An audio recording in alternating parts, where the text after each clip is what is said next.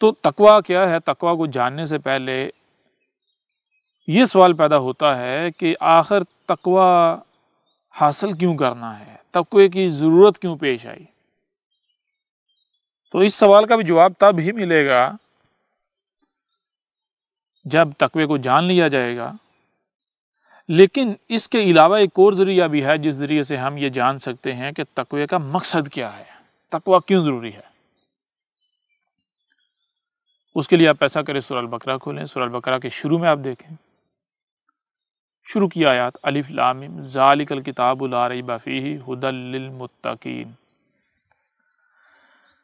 اس آیت میں یہ جو آیات ہیں سورہ البقرہ کی آیت نمبر 1 اور آیت نمبر 2، ان میں یہ کہا جا رہا ہے کہ الف لام میم وہ الکتاب ہے کہ جس میں رائے برابر بھی شک نہیں کہ اس میں ہدایت ہے۔ اور کس طرح ہدایت ہے؟ ایسے ہدایت ہے جیسے کہ اندھے کا ہاتھ پکڑ کے اس کے ساتھ ساتھ چلا جاتا ہے، اس کی رہنمائی کی جاتی ہے۔ جیسے مثال کے طور پر کوئی مشین ہے تو مشین کے اندر پرزہ ہو، پرزے کو کوئی فکر نہیں، کوئی ٹینشن نہیں کہ میں نے کب اور کیا کرنا ہے، بلکہ پرزہ ان تمام تر سوچوں سے فکروں سے پاک ہے اور مشین اسے چلا رہی ہے، مشین لمحہ بلمحہ اس کی رہنمائی کر رہی ہے کہ کب اور کتنا کتنا اس نے کیا کیا کرنا ہے۔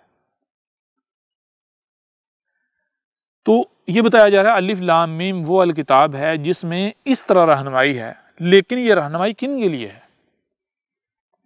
آگے یہ بات بھی واضح کر دی، بتایا کہ یہ رہنمائی ان کے لیے ہے جو کہ متقین ہیں، یعنی جو تقوی والے ہیں، جن کے پاس تقوی ہے۔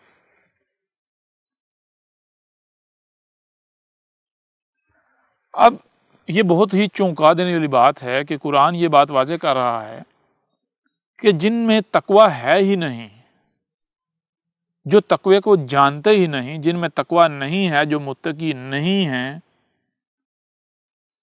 ان کو ہدایت مل ہی نہیں سکتی۔ الکتاب ان کی رہنمائی کرے گی ہی نہیں، ان کو ہدایت دے گی ہی نہیں۔